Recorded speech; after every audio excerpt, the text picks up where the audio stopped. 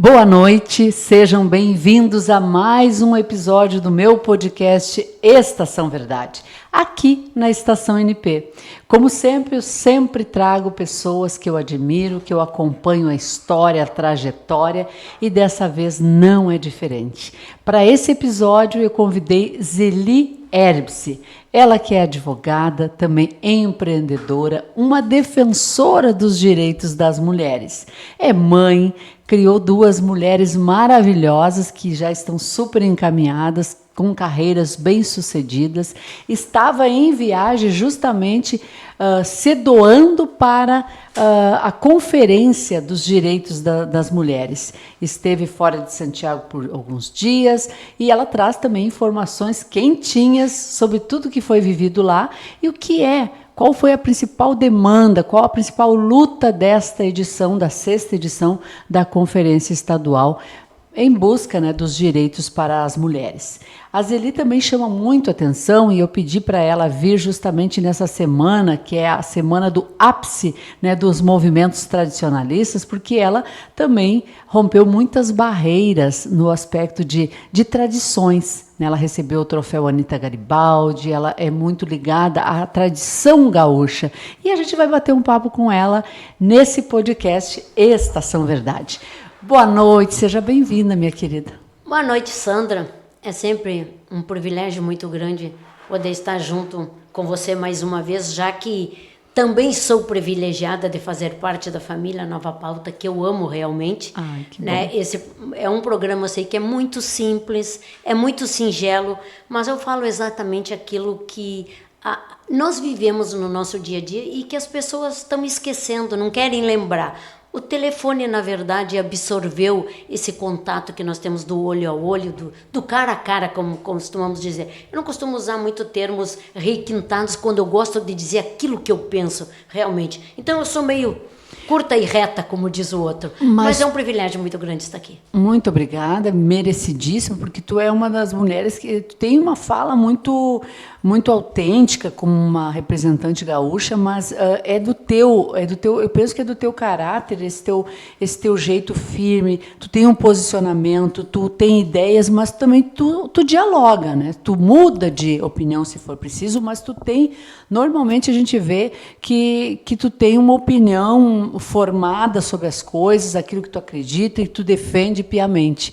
Mas também foi vereadora por muitos anos em São Francisco. Natural de São Francisco de Assis? Sim, natural de São Francisco de Assis, imigrantes vindo da Itália no distrito de Toroquá. Até estaremos realizando uma festa da nossa família dos Erbse, no Toroquá, dia 5 de outubro. Já ficam todos convidados, os Erbses de Santiago, a família é muito grande. De todas as querências, né? É muito grande aqui em Santiago, já para que nos procurem. A comissão é eu, Davi Werner, do CTG Coxilha de Ronda, mais o Márcio Malavolta, a gente está com os ingressos ali. Nossa família, que nos procurem, que a gente...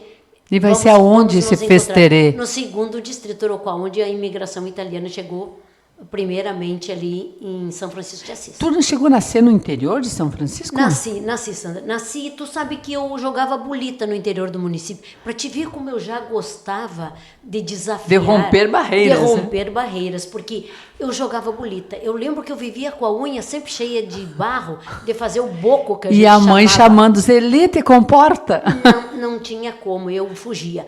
Eu fiz uma barreira muito grande de pedra alta, tinha um pé de pitangueira. Lá eu construí um carro para mim. Quando mulher ia pensar em dirigir, eu tinha direção, tinha mudança, tinha...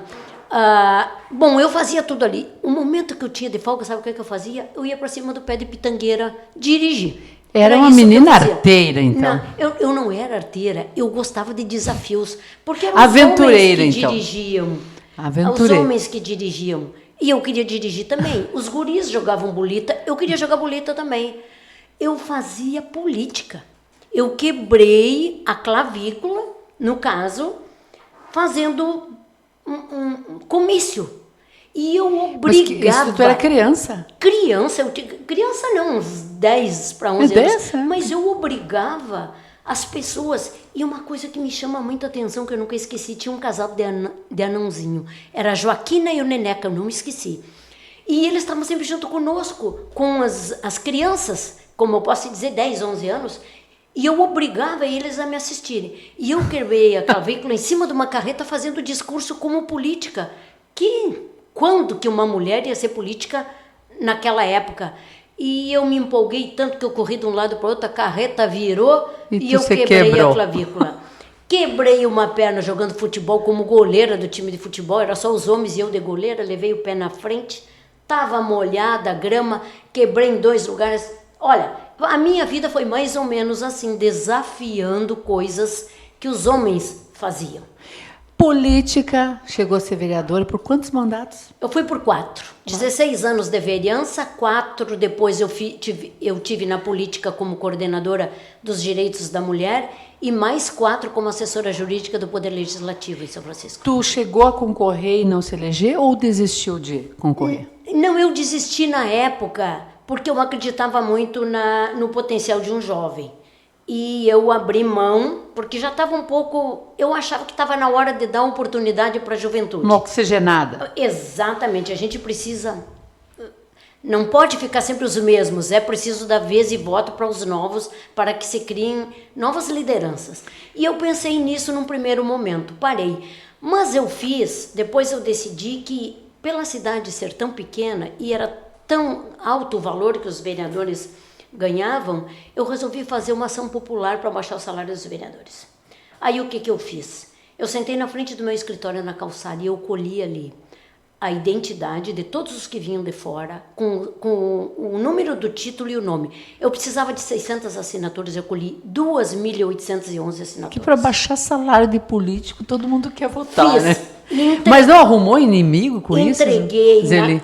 Não, eu sempre tive inimigo, né, Sandra? Porque eu abri uma CPI na época e denunciei 22 pessoas, né, que fui relatora da CPI.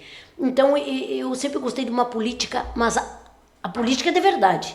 Eu fui obrigada, com dor no coração, a denunciar amigas, parceiras, mas que infelizmente... Não a política das benesses. De forma alguma, perdi a amizade, mas cumpri com a minha obrigação como política. E eu fiz e vou continuar sempre fazendo. Em detrimento da verdade, foi o que meus pais me disseram.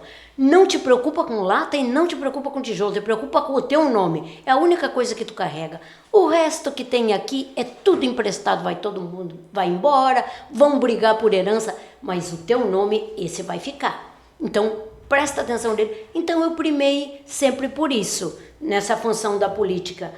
Mas aí eu resolvi fazer esse projeto e entreguei na Câmara de Vereadores e disse para um vereador que, por uma questão de ética, eu não vou nominar o nome. Tu assina, porque uma ação popular depende do vereador assinar. Tu assina que tu tá eleito, tu não precisa trabalhar. Ninguém se animou a assinar. Arquivar. Tá lá na Câmara, deve estar enfeitando os arquivos da Câmara hoje. As 2.000 e poucas assinaturas. É que mexe nos dodói, e eu pensei né? assim, eu vou me candidatar. Novamente, para poder desarquivar esse processo, quero ver quem é quem nessa história, quem vai votar. Por incrível que pareça, mais uma vez a ética falou mais alto. E eu não tinha coragem de dizer no caminhão, quando subia para fazer os comícios, porque lá é bem acirrada a política. Eu dizia, eu nunca me animei a dizer assim, eu estou aqui única e exclusivamente para desarquivar esse processo e que o salário dos vereadores passe a ser o mesmo salário do professor. Seria uma bandeira que te daria votos. Era só isso, tranquilo. Eu não tive coragem de fazer isso. Eu não tive coragem de dizer que a minha finalidade era aquela. Fazia discursos, tinha foguete de tudo que era jeito, parecia que eu ia fazer todos os votos de San Chico. Mas aí quando eu chegava e perguntava assim, tu vai, eu quero... Não, tu não precisa, tá sobrando, vamos eleger outro. E assim, eu acabei ficando por 70 e poucos votos, eu não me elegi. Mas preservei o meu caráter, a minha identidade e aquilo que eu preservava como política. Para mim, ou é a boa política que eu aprendi, ou então eu tô fora. Do tá eleito não existe, né? É até o último voto. Comigo não. Outra questão, a advogada, a Zeli advogada. Pois olha, tudo na minha vida foi uma questão, não é acaso. A estrela brilha, né, Sandra? E eu acho que aconteceu. Eu vim de uma família muito rica, muito conceituada, mas como toda família tem os tropeços, acabaram perdendo tudo, acabei ficando filha de pessoas humildes.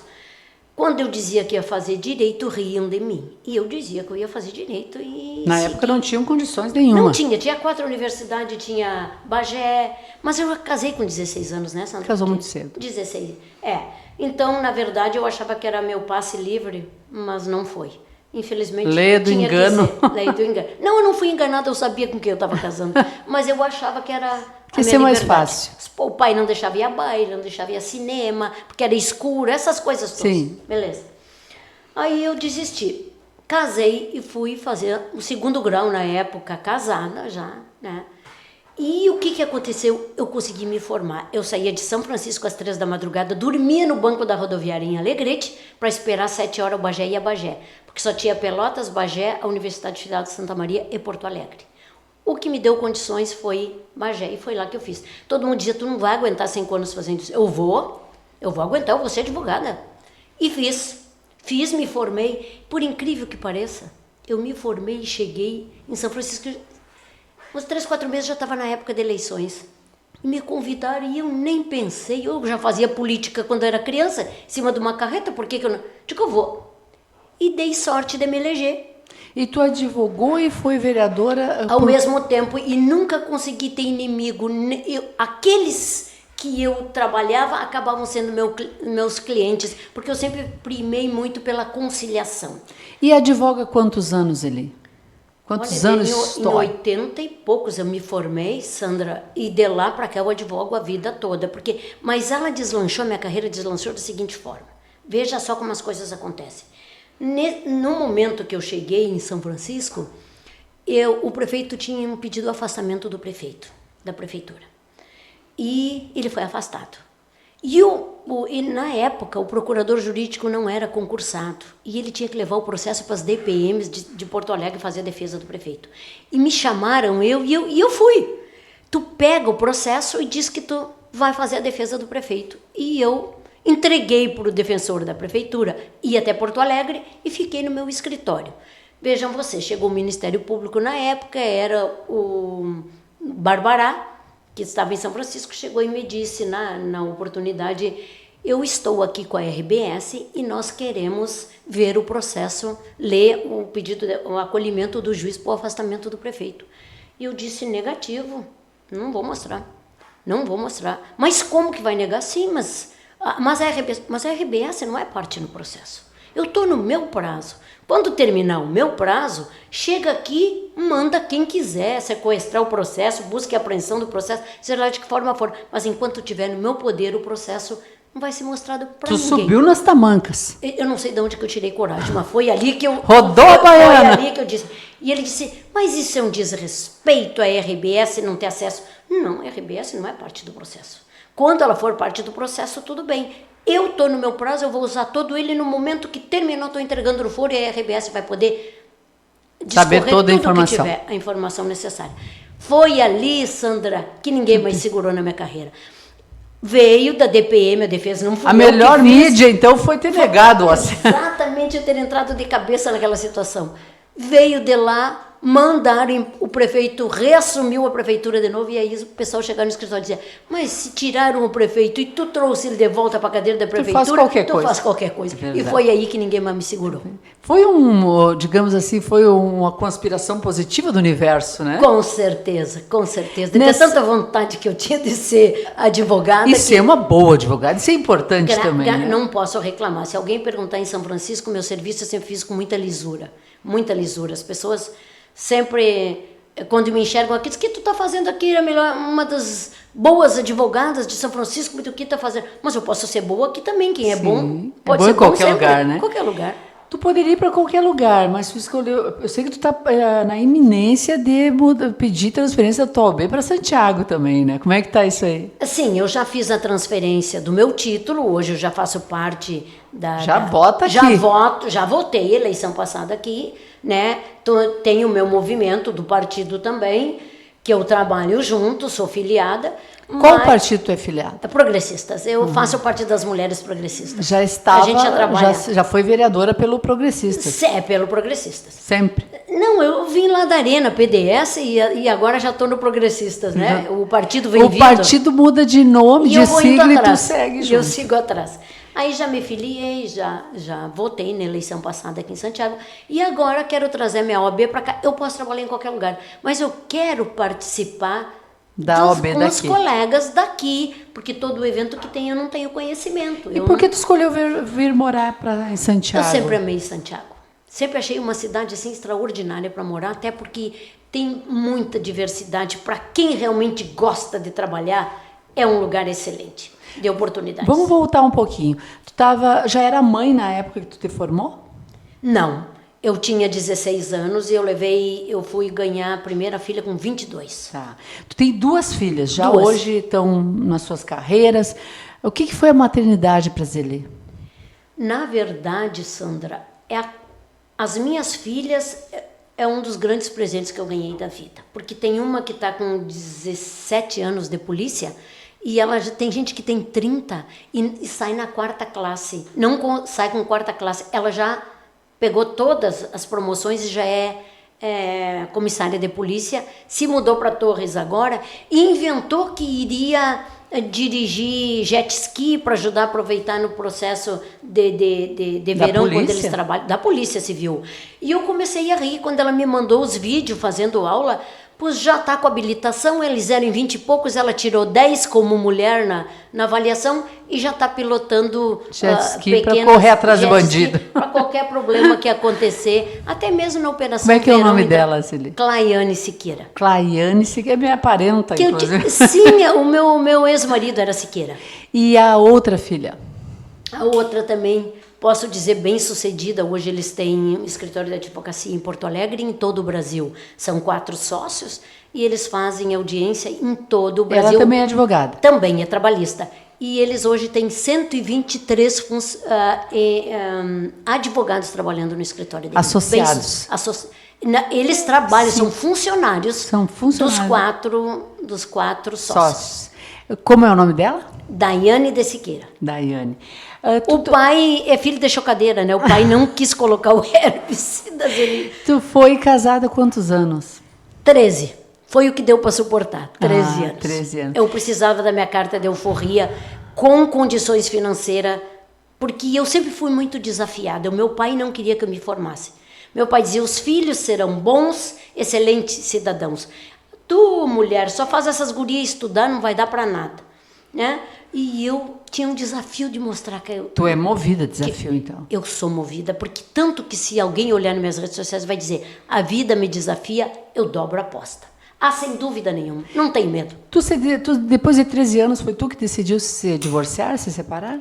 Depois de 13 anos, já era para ter se separado bem antes, mas não tinha condições de dar uma vida tranquila para as minhas filhas. E como eu já estava na política, que eu entrei no primeiro ano que me formei, eu andava muito no interior, viajando, eu participava de tudo. Porque eu fui presidente da Câmara, fui presidente da Comissão de Justiça, fui secretária da Câmara, e eu fui presidente do partido por 2 vezes, eu cheguei a assumir a prefeitura por 1 mês, então quer dizer que eu perpassei todos os cargos dentro da política, não ficou nada a desejar. Então eu tinha muito pouco tempo em casa com as filhas, e eu precisava preservar, porque eram 2 filhas mulheres, e eu precisava passar para elas aquela educação, também aquela educação que eu trouxe dos meus pais, né? E segurança para elas também. Então eu me privei de viver muitos anos, muitas coisas em relação a elas. Consegui ter um pouco mais de liberdade na minha vida a partir do momento que foram para a faculdade. Bom, aí sim, tu não tem mais como, elas vão viver a vida delas fora, e aí então eu pude... Tu casou novamente? Não, Sandra, isso é uma coisa que não passa na minha cabeça. Casamento eu tenho medo. Eu tenho fobia. Tive relacionamento, sim, eu acho que todo mundo precisa de alguém, né? Tem momentos bons da vida que a gente gosta de dividir um chimarrão, conversar, trocar ideias, dialogar.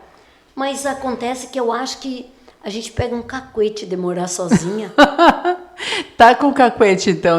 Morar não dá, mas namorar dá. Não, mas tranquilo, ter uma vida sociável, final de semana, viajar, sair, passear, praia, tomar um chimarrão, conversar, trocar ideias, é tudo de bom. Todo mundo precisa de alguém. E nesse momento, o coração tá on ou tá off? Não, tá off. Tá ocupado? Não, tá on, quer dizer. Tá on. Tá desligado, tá modo avião. Ah, tá modo avião. Tá modo avião. Nem sim, nem não. Por enquanto eu estou focando nessas coisas boas que eu parei um tempo, eu coloquei o pé no freio um tempo em algumas coisas e estou retomando elas todas e não estou tendo tempo para mais nada a não ser correr atrás de uma conferência, através tem tantas outras coisas que te movem, que me mantém viva. Tu também é emblemática na cultura gaúcha e nós estamos na semana, né, desse movimento tão lindo que é as tradições gaúchas. Conta um pouquinho da tua vivência em CTGs, defendendo a cultura gaúcha. Tu já palestrou sobre o tema, tu já foi premiada com o troféu Anita Garibaldi. O que te fez? Tu foi, acho que, também coordenadora de festa campeira? Chegou a ser das primeiras da história? Como eu falo, eu sempre desafiei tudo que era para os homens fazer, eu fazia. Aí o que acabou acontecendo? As minhas filhas gostavam muito de invernada e eu estava sempre muito presente nos CTGs com elas. E o meu ex-marido, ele não serviu para ser meu marido, mas nós levantávamos os concursos quase todos, vaneirão, valsa, chamamé, a gente dançava muito. Então, eu sempre gostei muito de dançar, é uma coisa que eu gosto de fazer, tá no sangue, é minha. Danço. E as gurias eu levava para invernada que elas gostam de dança também. Tanto que o meu netinho já tem bota, bombacha, e ela diz que ele não vai ser gaúcho de apartamento em Porto Alegre. Vai trazer para Santiago para dar umas dançadas. Isso. Aí então eu resolvi, numa reunião que estava sem coordenador na região, eu resolvi ir, mas ir de metida, de curiosa, gosto de desafios. Mais uma vez, alguém me convida para ficar na comissão provisória, até eleger um coordenador. E eu fiquei, e fui para a eleição e me elegi coordenadora da 10ª Região Tradicionalista. Eu coordenava 11 municípios com 100 e poucas entidades tradicionalistas. Eu visitava todas elas, eu fazia toda reunião com os patrões nos finais de semana, quase no sábado, domingo, eu estava sempre no interior me reunindo com eles. Com isso, eu tive a honra de criar 3 eventos que ficaram, que foi o Tia Encontro Cultural, que era a cultura das prendas da região, que faziam debates, né, sobre a cultura da região, apresentava aquela que sediava e fosse vencedor e ia sediar a próxima Tia Encontro Cultural. Existe ainda porque eu perguntei para as prendas aqui no Coxilha de Ronda, só com outro nome, mas é o mesmo evento. Criei o primeiro torneio de bocha e truco feminino e masculino, onde eu também jogava, eu coordenava, jogava. Ah, tu jogava? Eu jogo bocha, eu sou ponteira ou intermediária, dependendo da situação. Guria, eu não sei nem o que significa, mas tá valendo. Mas eu jogo bocha. Aí eu coordenava e jogava ao mesmo tempo, quem sediou foi Jaguari. E criei também a primeira festa campeira regional, que quem sediou foi Cacequi, com os 11 municípios presentes, mais de 3.000 pessoas na época. Mas tem uma história com a festa campeira, uns bois do Ponoto, não foi? Não, aqui, na verdade, enquanto coordenadora da 10ª Região Tradicionalista, eu, enquanto coordenadora, sediei a festa campeira estadual, do estado. 30 e poucas cidades do estado vieram se fazer presente aqui no Coxilha de Ronda, aproximadamente mais de 8.000 pessoas. Puxa. Deu para criar mais ou menos umas 8 bolhas nos pés, trabalhando todos esses dias. E nós precisávamos de gado. E não tinha uma festa campeira dessa envergadura, se no rodeio já é complicado. E na época o seu Bonoto estava um pouco resistente, porque era sempre o gado dele que... Sim. Aí o pessoal disse na época, não, vamos lá, vamos tentar conseguir. Vamos pedir. E ele nos emprestou. Ele e a esposa estavam presentes em todas as aberturas da festa. E eu vim para o Coxilha de Ronda na quarta-feira e saí daqui segunda de manhã, trabalhando na festa campeira, o qual eu tive a honra de sediar essa festa campeira aqui como coordenadora da 10ª Região Tradicionalista. Isso é um orgulho muito grande. Como é que aconteceu o troféu Anita Garibaldi? Entre todas essas coisas, eu descobri que nós éramos dono, ou tínhamos parido, o único ritmo eminentemente gaúcho, que é o bugio, na gaitinha do Neneca Gomes. E que tinha uma briga de São Francisco de Assis com outra... Com De Paula. De Paula para ser o dono do bugio, né, desse ritmo. Isso. Mas Salvador Ferrando Lamberti, nos seus escritos, como assim se diz, conseguiu provar que realmente era de São Francisco, e hoje ele se formou patrimônio, né? Eu gostaria de ter ido, embora não moro mais em São Francisco, material, mas parte, né, cultural, dessa história. E nós resolvemos criar o Candelária de Bicuí, que era um grupo, para que pudéssemos realizar um festival nativista, e já saí do tradicionalismo que é e fui para o nativismo, não saí, eu acoplei junto ao tradicionalismo, nativismo, e vamos fazer um festival. Mas nós não temos dinheiro para fazer festival como? Vamos fazer o seguinte, a gente dá... O festival que tu falou, o Querência do Bugio? O Querência do Bugio, eu criei Nasceu... o Querência do Bugio. Eu criei o Querência do Bugio, nós éramos em 7. E sabe o que nós fazíamos? Nós saíamos com o Fuca do Chaplin, o Chaplin muito conhecido, São Francisco todo mundo conhece, era um Fuquinha que ele tinha. Nós íamos divulgar até na Argentina, Uruguai nós fomos. Nós tivemos na época umas 8 ou 10 rádios até da Argentina transmitindo o nosso festival. Sabe qual era a ajuda de custo do nosso festival? O recibinho da gasolina que eles tinham gasto. Mas ali a gente conseguiu trazer suco, a gente dava pipoca, porque ele começou na época no inverno, a gente tratava o pessoal muito bem. Criamos uma competição entre os músicos e o pessoal do som, um futebol entre eles, que era muito esperado. Então o pessoal sempre ia um dia antes para ficar conosco. E nós conseguimos. E eu tive à frente do Querência durante 15 anos. 15 anos. Presidente, o vice-presidente, presidente e vice-presidente. E algumas vezes eu era vice-presidente e apresentadora, porque faltava dinheiro, não dava para pagar. As iria o vereador Valdevi e eu para apresentar o festival.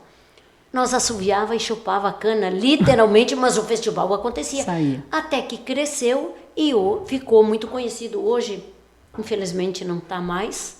Eu já não estou mais lá. Mas nesse meio tempo eu criei a Associação Italiana, fiz a bandeira, organizei, trouxe um professor de Santa Maria, durante 1 ano deu aula para o pessoal ter um conhecimento de italiano, né?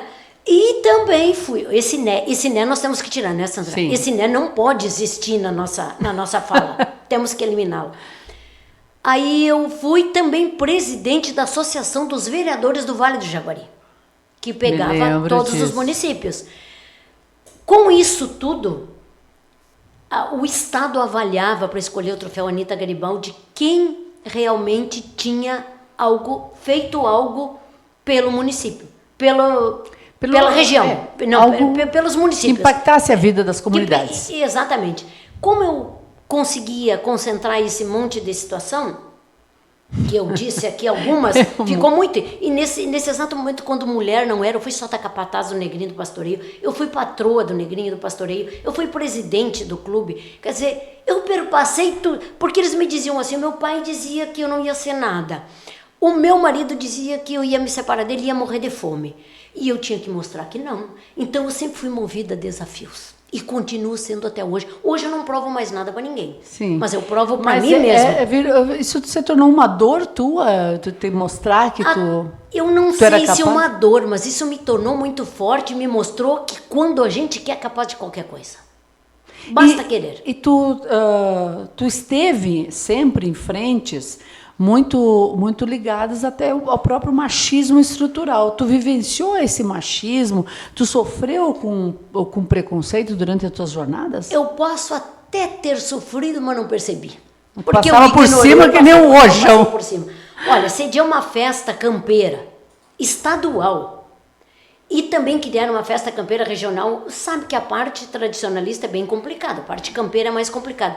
Mas eu fui assim de uma só. Mais uma vez a estrela brilhou. Eu tive o respeito e o carinho de todos sempre comigo, que eu nunca tive problema, nunca fui desrespeitada, nunca tive problema, muito pelo contrário. Eu sempre fui abençoada nesse sentido, apoiada, acolhida e abraçada por todos, com carinho e com respeito. Então não tive problema. Se sofri, eu não senti, ou eu não quis ver. Passei por cima, que nem trator, fui embora. Segui o meu propósito, eu não desisti dele. Porque, Sandra, nós mulheres somos assim, quando somos determinadas. A gente faz o seguinte, a gente chega sozinha, a gente arma nossa tenda, a gente vende nossos ingressos e a gente ainda apresenta o show. Verdade. Essa é a grande realidade. Mas é preciso querer. O que é de fato para ti, já para nós fechar esse bloco, o que representa para ti o empoderamento feminino na prática? Eu não sei, as pessoas estão confundindo um pouco o empoderamento feminino como elas estão se achando. Elas são as mulheres, estão querendo tomar nosso lugar. Não queremos tomar lugar de ninguém. Eu nunca tomei o lugar de ninguém, porque o meu eu conquistei comigo mesmo no tempo que não tinha lugar para as mulheres, eu ocupei os cargos dos homens, que os homens ocupavam. Inclusive no Congresso, quando eu tomei posse como coordenadora da região, nós éramos apenas 3 mulheres e 30 e poucos homens tomando posse. E olhavam para nós como quem diz, o que estão fazendo essas 3 aqui? Onde essas é um lugar 3 nosso. metidas Essas aqui. 3 metidas. Mas a gente foi. Então, nunca teve problema. Eu acho assim que não... nós comentávamos aqui antes de começar que vem do patriarcalismo. Essa é a grande realidade. O pai provia, a mãe só fazia o alimento, cuidava do filho. Até hoje nós temos essa situação. Tem gente que não sabe o que o marido tem gente que ela é casada, mas não sabe qual é o patrimônio. E eu vivenciei uma situação bem complicada, que nós falamos aquele dia, naquele maravilhoso evento que tu lançaste, né, com as mulheres empreendedoras. A chuva de ideias. A chuva de ideias, quanta coisa maravilhosa, quanta sede das pessoas de falar que tem, né? É maravilhoso. Aquilo ali acontece, pessoa desesperada, ela tá depressiva, chorando porque como é que ela vai pagar água? Como é que ela vai pagar luz? Eu não sei como é que eu pago o imposto, com um enorme patrimônio para fazer inventário. Imaginam vocês alguém que não sabe como é que paga água, luz? Tu viveu isso? Tu foi advogado em causas assim? Sim, agora, bem pouco tempo aqui em Santiago. Aqui em Santiago eu vivenciei essa situação. Ela estava em crise, de pânico, depressiva, porque ela não sabia o que fazer. Como é que ela ia pagar água? Como é que ela ia pagar luz? Como é que ela ia pagar os impostos na prefeitura? Que jeito? Ela não sabia o que ela tinha. Então as mulheres não estão sabendo também se empoderar? As mulheres estão deixando, estão ficando assim, eu posso assim dizer, como é que eu vou te dizer?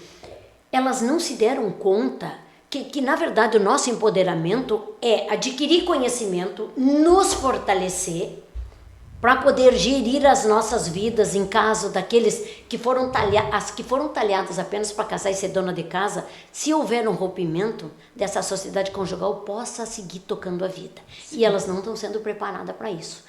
Todo mundo vai lá e se prepara. Para quê?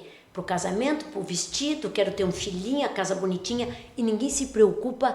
Será que amanhã eu vou ter arroz e feijão para colocar na mesa? E o depois, né? E a água e a luz como... Mas mudou bastante, né? Mudou bastante. As mulheres estão mais desafiadoras. Nós somos mais de 11 milhões de mulheres carregando a família nas costas. Os filhos e a casa. Porque se separam, com quem é que fica os filhos?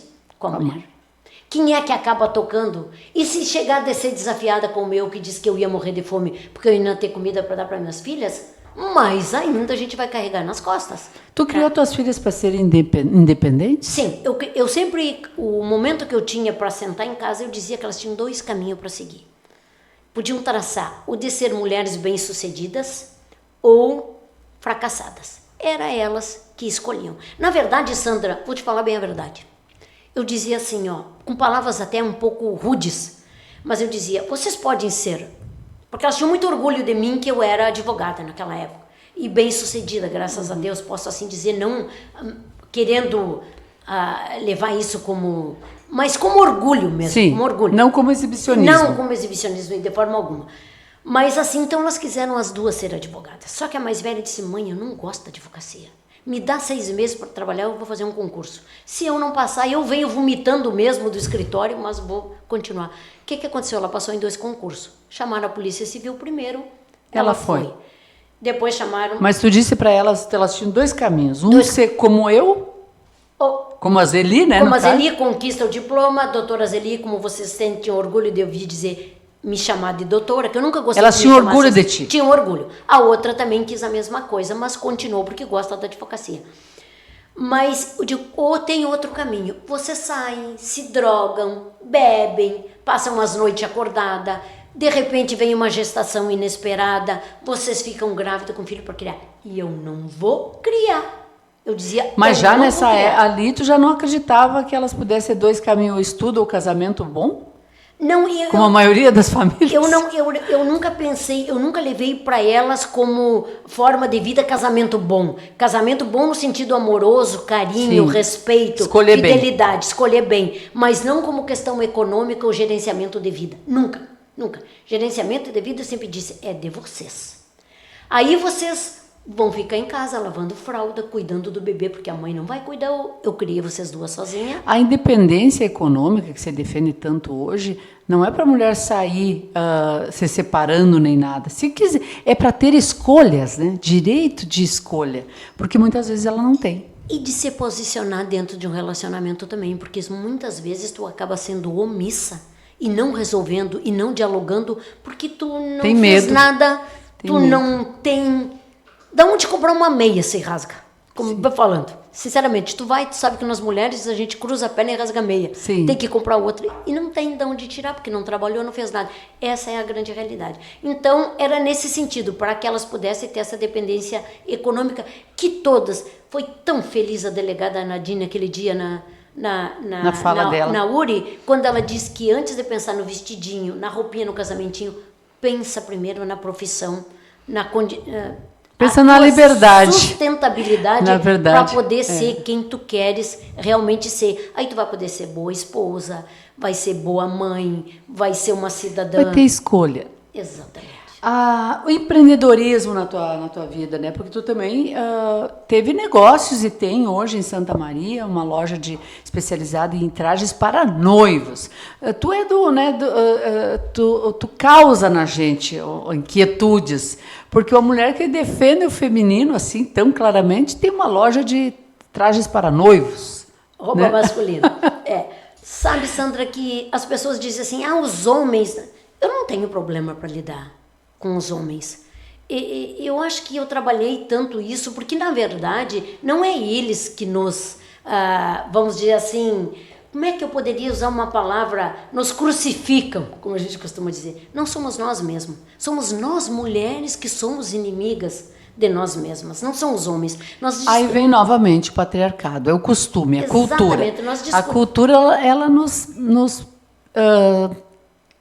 proíbe, não é proíbe, ela nos impede de muitos avanços. Ela acaba nos travando a cultura para a gente avançar. Cultural, nesse sentido. Cultural. É cultural. E a gente tem que desmistificar o quanto antes. Mas também não dá para dizer que tem outra ala do machismo, esse que a gente está vivendo aí, né? Mulheres sendo mortas, mulheres sendo agredidas. Eu acredito que entra o machismo aí também, mas tem uma doença muito grande que tem que ser tratada. Sim, aí é uma questão de doença, uma questão saúde pública. Saúde pública entra ali também, porque nós discutíamos lá essa situação, e até parece que hoje eu tomei conhecimento de outro feminicídio que aconteceu, parece que foi degolada. Direto. Ontem, não sei, não sei, eu estava envolvida na convenção, a gente entrou quinta de noite para lá e chegamos hoje às 7 da manhã. Tu nunca teve medo pela tua vida, assim?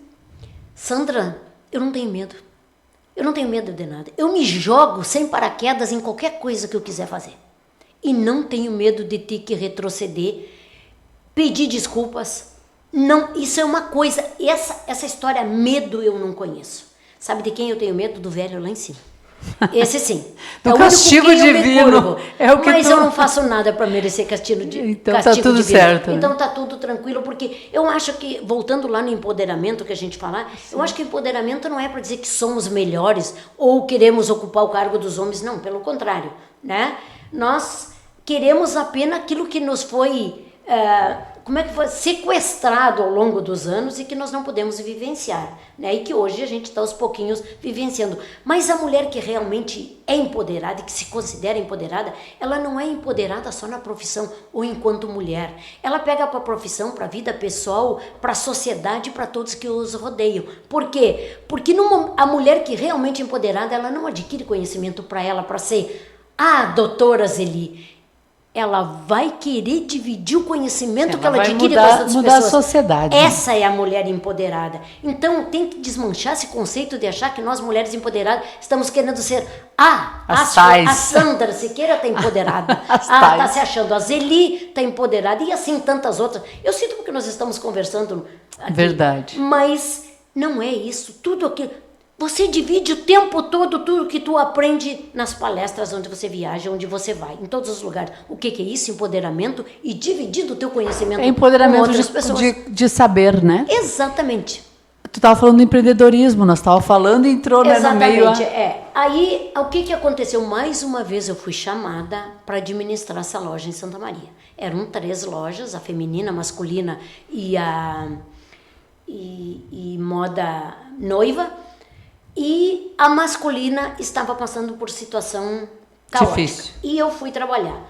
Nesse meio tempo, como não sei te dizer, eu disse que eu ia salvar a loja. Uma dívida era imensa, que eu ia salvar a loja. Eu peguei o único carro que eu tinha e coloquei no Banrisul para pegar dinheiro, injetei lá para acalmar os fornecedores que não forneciam mais produção para a loja, para a gente ter ternos atualizados para noivo, formaturas, né? E eu disse, é aqui, vou ficar a pé, mas eu vou salvar essa loja. Quando eu vi, eu era sócia da loja. Não sei como, não me pergunta, mas quando eu vi, eu já era sócia. Porque a própria pessoa que me contratou, sentiu assim que num ano e pouco nós estávamos dividindo o lucro, com tudo pago, dividindo o lucro. Já tinha E lucro. ela disse, não, eu acho que tu tem que ser minha sócia, tu vai tocar essa loja. E quando eu vi, eu era dona da loja. Eu já tinha comprado os outros 50%. Não me pergunta como, mas eu comprei. Que inquietude desta mulher. Desde 2008 eu estou nessa loja. Chegou a abrir aqui uma unidade em Santiago, Abri né? uma loja maravilhosa, extraordinária, que se eu tivesse o espaço físico que eu tive aqui em Santiago, com o mesmo fluxo que eu tenho em Santa Maria, seria extraordinário, porque lá os aluguéis são muito caros. Sim. Mas, infelizmente, a minha colega, que era minha sócia, o marido é militar, ele foi transferido, eu ia acabar ficando sozinha, e eu ia deixar de fazer essas coisas que eu amo, rádio, convenções, essas coisas que trazem saber, conhecimento, que eu gosto, eu ficava presa, porque ou eu estava lá, ou estava em Santa Maria aqui, e mais os processos que a gente trabalha, não dava. Eu optei, por isso que eu digo, eu sou muito flexível. Não deu? Vamos acoplar na dela, não estou perdendo nada. E empreender é isso, né? É mudar o trajeto no meio do caminho, é rever conceitos, enfim. Mas hoje, então, a loja funciona em Santa Maria, a tua loja. Costume, como é que é? É Dirce Moda Homem. Meu costume era aqui em Santiago. Meu costume aqui, Dirce Moda Homem. Eu fiquei com o nome Seguiu, porque o nome era muito tradicional. Mais de 30 anos. As lojas têm a Dirce Noivas, Festa e Moda Homem. E a Dirce Moda Homem, que é ternos e aluguéis, né? A gente loca formaturas, noivos, casamento. E qualquer pessoa aqui, porque o terno não é uma coisa que tu usa muito, são ocasiões especiais. E como ele muda muito, é 3 botões, uma hora 2 botões, lapela fina, ombreira, sem ombreira. Para quem investir um monte, né? Dá para alugar vale a pena. R$400, tu leva sapato, terno, gravata, camisa e tu tá sempre de roupa nova. E leva passado, pronto, tá sujo. Tá tudo certo. Tá tudo certo. Não precisa se preocupar com nada. E o direito, segue firme, advogando? Continuo advogando. Vou praticamente quase toda semana, porque eu tenho muitos processos ainda lá e o pessoal ainda vem me procurar de lá. Mas tenho aqui bastante, Sandra. Por pouco que eu tô aí, ainda não tô fazendo parte da OAB daqui, a gente está trabalhando mais online, mesmo assim não posso achar ruim, porque tá bom mesmo, tá dando para assoviar e chupar cana nas duas, em todos os... Zeli, tu teve um momento também na tua carreira como radialista em São Francisco de Assis. Tu tinha um programa que era um dos mais ouvidos daquele município e depois se mudou, obviamente, né? Parou com esse projeto e há pouco tempo nasceu um novo projeto aqui na Rádio Nova Pauta. Vamos contar um pouquinho dessa parte da tua vida? Na verdade é aquilo que eu falei. Eu tinha muita vontade de contar aquilo que eu vivencio. Eu falei que eu vou no banco e eu fico na fila lá atrás. Às vezes eu nem tenho nada para fazer no banco. Mas eu gosto de analisar as pessoas. Elas batem boca, elas brigam, elas se xingam, sem necessidade. E geralmente no primeiro dia do mês, sim, todo mundo vai receber. As segundas-feiras e primeiros dias do mês é as piores. Vai ser sempre a mesma coisa. E por que vão aquele dia? Aí eu fico analisando para ver o ser humano, a falta de paciência que o ser humano tem. Sim. Mas isso acontece. E dali eu vou canalizando. E eu fiz isso lá em São Francisco. Mas eu falo sobre um dia tradicionalismo, um dia nativismo, um dia eu falo sobre felicidade, infelicidade que tem também. Eu falo sobre redes sociais. Enfim, todo dia é algo diferente que eu fazia. Toda segunda-feira é um tema novo. E eu conseguia fazer assim, eu entrevistava, por exemplo, Lei Maria da Penha. Lá em São Francisco. O que eu fazia? Eu trazia quem prestava o primeiro atendimento, depois ia para o delegado, eu trazia o delegado para entrevistar, depois vinha o promotor de justiça. Contava a história completa. Porque eu cruzava, eu perpassava tudo, porque eu tive a honra de ser convidada a ser juiz da Leiga por 5 anos. Então, eu assumi o juizado especial por 5 anos em São Francisco.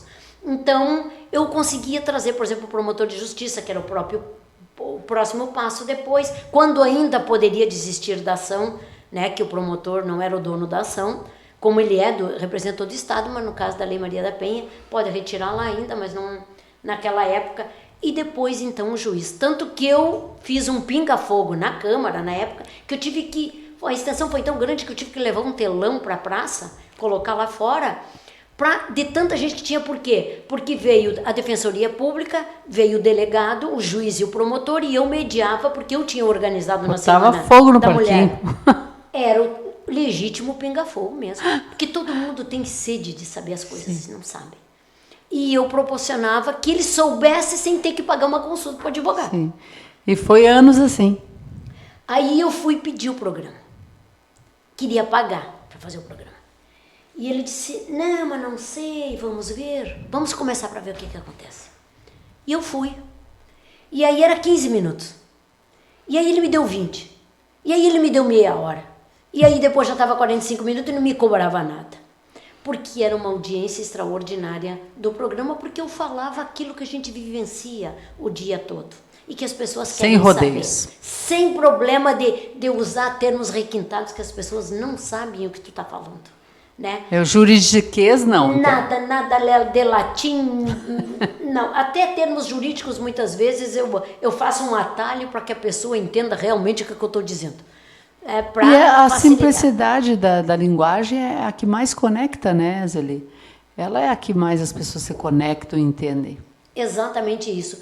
E aí ficou um momento cidadão, pegou uma extensão muito grande. Tem um amigo teu que fez a abertura, inclusive, né? Eu tenho o Eber Rugnitz. Ele faz, inclusive, os podcasts, faz as gravações para TV, Record. E ele é meu amigo, porque eu tive uma rádio em São Francisco. Eu cheguei e já estava até com o número do canal daquelas rádio comunitária. O que acabou acontecendo? Eu fui passear no verão e teve um recurso e eu liguei para um assessor de um deputado, que por questão também eu não vou divulgar o nome dele, e ele me perdeu o prazo e eu acabei perdendo o canal. Eu já tinha sofrido 2 multas da Anatel, mas ela ia embora e eu ia lá e voltava e abria a rádio outra vez, porque o pessoal precisava da rádio e a rádio era boa, era uma boa programação. E eu tomei gosto por aquilo ali e resolvi que eu vou conseguir. Aí eu cheguei aqui em Santiago um pouco tímida, fui tentar alguns lugares e, para minha sorte, a estrela brilhou naquele dia que eu te enxerguei e conversei. Sandra, não tem 5 minutinhos, 10 lá para me conversar um pouquinho no rádio, para dizer algumas coisas que eu gosto de falar com a comunidade? E tu disse, é complicado, mas vamos ver. Olha, por incrível que pareça, mais uma vez a estrela brilha e a Sandra dali 2 horas me disse, vai dar, consegui, nós vamos começar o Momento Cidadão. Aí eu trouxe o nome e ele, porque fui eu que criei. Todas as segundas-feiras, 9 da manhã, né? 9h30 às 9h30 às 10. A Zeli entra no ar com esses temas diversos do teu conhecimento vasto. Até tu falou, será que tá bom, Sandra? Tu já soma muitos views, milhares de views de audiência, fora o sinal aberto de rádio, né? Que as pessoas ouvem muito o rádio no rádio, né? Ainda essa tradição perpetuada. E eu vejo que muitos dos temas que tu falas, ele deu muitos compartilhamentos na própria rede social, né?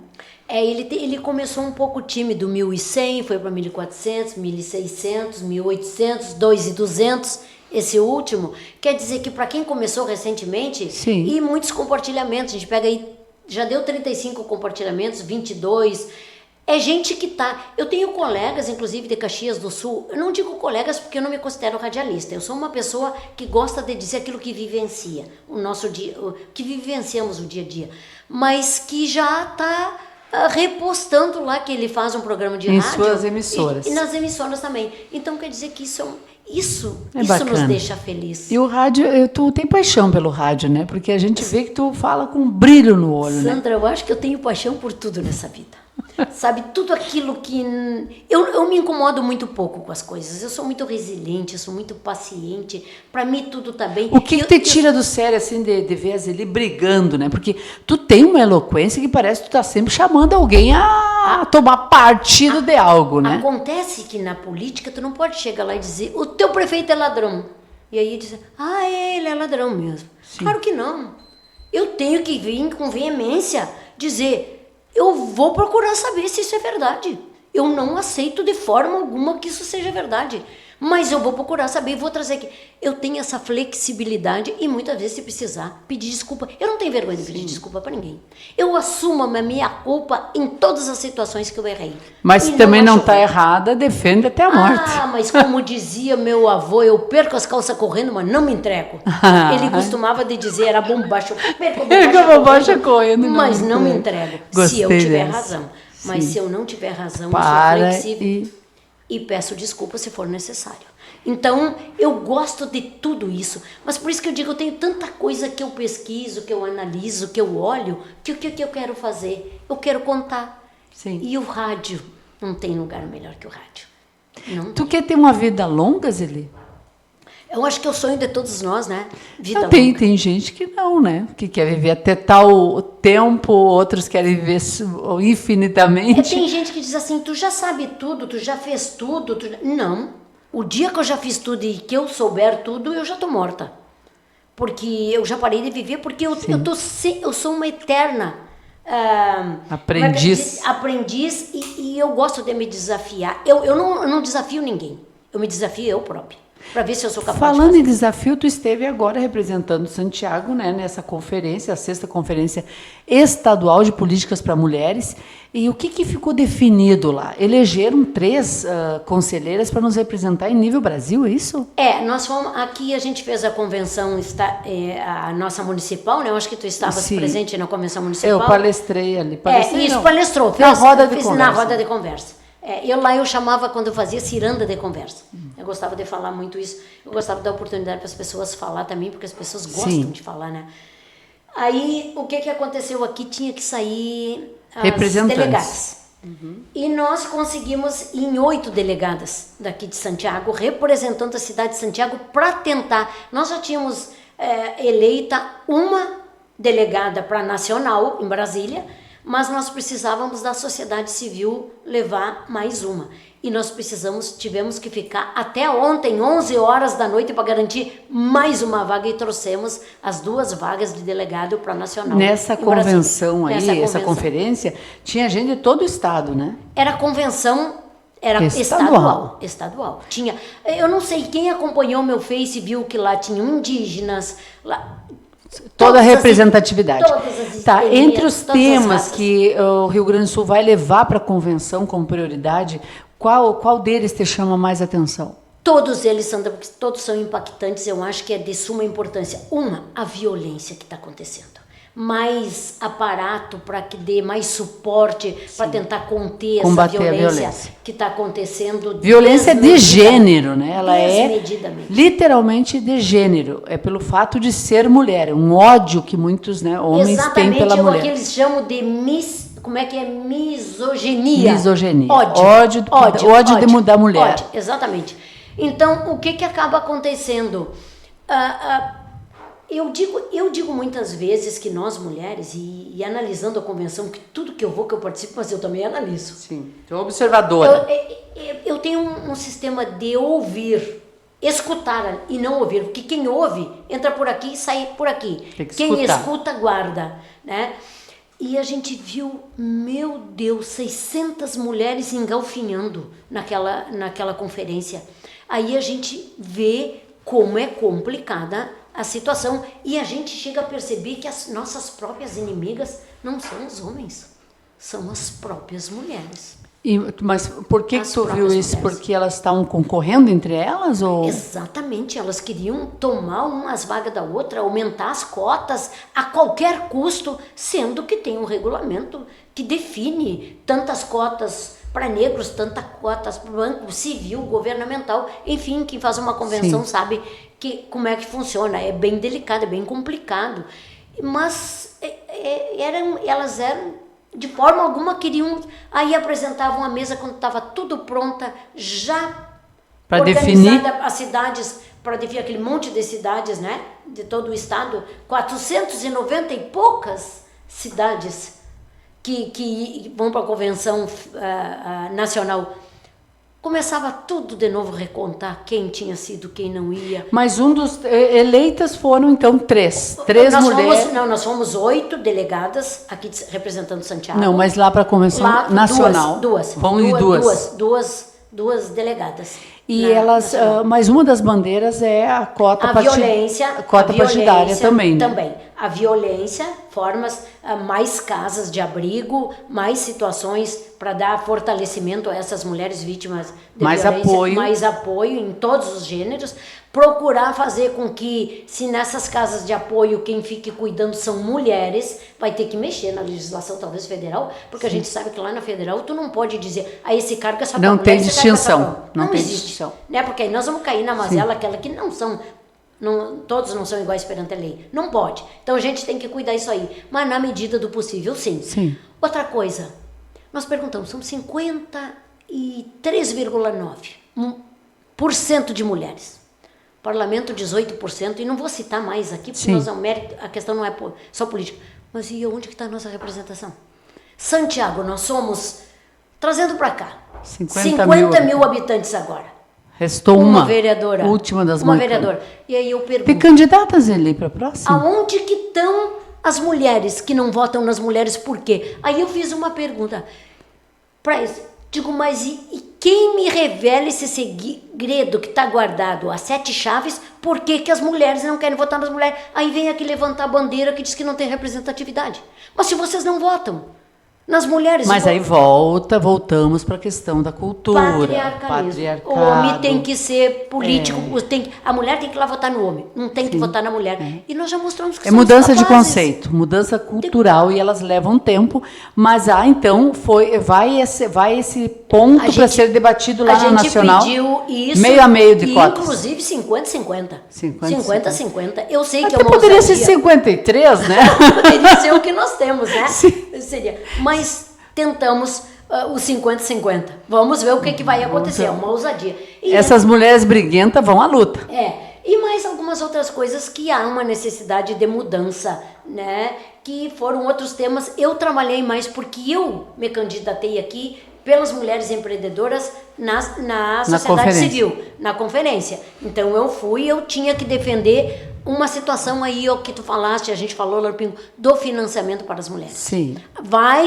Entrou também mais financiamento, mais apoio, mais garantias. Porque ainda tem a noção de que mulher não tem condições de pagar o financiamento. Na verdade, havia, né, as instituições já estão mudando isso, inclusive eu anunciei no último podcast, o Sicredi criou uma linha feminina com garantia do Sebrae.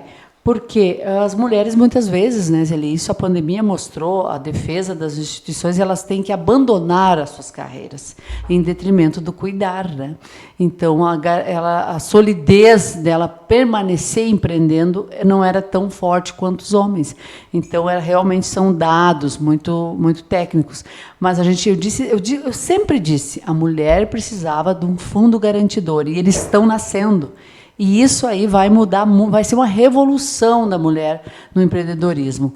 E esse é um dos eixos que vai ser levado para a Nacional. Acredito que todos aqueles eixos, e eram muitos. Porque a mulher produzindo, empreendendo, ela gera riqueza para o país. Com né? certeza. E ela gerando essa riqueza, ela melhora a vida de todos. Eram 17 eixos, e dos 17 foram acoplados em todas as comissões separadas, cada um pegou um eixo e separavam para discutir as temáticas nos locais lá onde a gente estava, na convenção, e na conferência, aliás.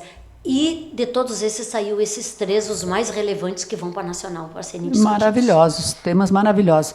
Zeli, para a gente encerrar esse podcast Estação Verdade, o que tu quer deixar como legado, assim, que daqui a um tempo lembre a Zeli, graças a Zeli isso, ou a Zeli nos mostrou isso, ou a Zeli, eu me inspirei na Zeli. Porque a gente a gente acaba inspirando muitas pessoas ao longo da vida. Tu inspirou tuas filhas lá de cara, né? Mas certamente muitas outras mulheres se inspiram na tua força. Qual é o teu maior legado? Às vezes eu levo uma brincadeira que as pessoas olham para mim e dizem, quando eu crescer, eu quero ser que nem tu. Mas crescer porque eu tenho 1,54 m, eu não vou crescer, mas que eu levo na brincadeira. Sim. Né? Mas assim, eu acho que o que a gente tem que deixar é o que os meus pais deixaram para mim. Não te preocupa com bens materiais, te preocupa com o teu nome, com o teu caráter, que é o que é o que vão lembrar o dia que tu não existir mais aqui. E um outro legado, esqueçam a palavra medo neste mundo. Façam, pulam, se tiver que ser sem paraquedas, se tu achar qualquer sustentáculo lá embaixo que possa achar que tu possa ficar viva, pula. Não tenha medo de pular. Não tenha medo. Não tenha medo de viver? Não tenha medo de viver. Não tenha medo de ter que mudar. Não tenha medo de ter que zerar uma profissão que não te ajudou, que não deu certo e volta. Eu nunca zerei nada.